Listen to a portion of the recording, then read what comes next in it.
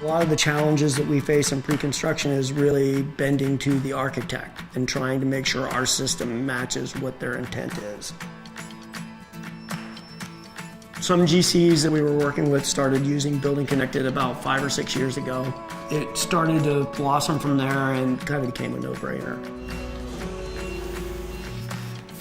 When I first came to IMI, our bid board was basically a whiteboard and everybody had written on there, due dates, job walks, things like that.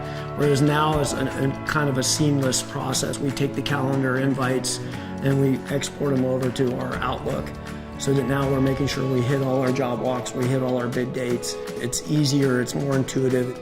Before we implemented Building Connected throughout our organization, we certainly lost some projects here and there, missing the opportunities, missing invites up front, or not properly assigning them and understanding who was going to be responsible for that project.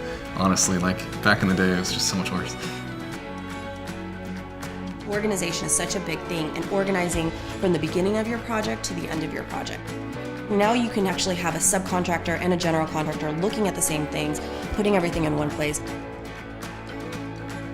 Building Connected is an integral part of that. It helps us to make sure that we're staying on top of all the work that's coming in, assigning it to the right people when it does come in, and then making sure that all our GCs are taken care of.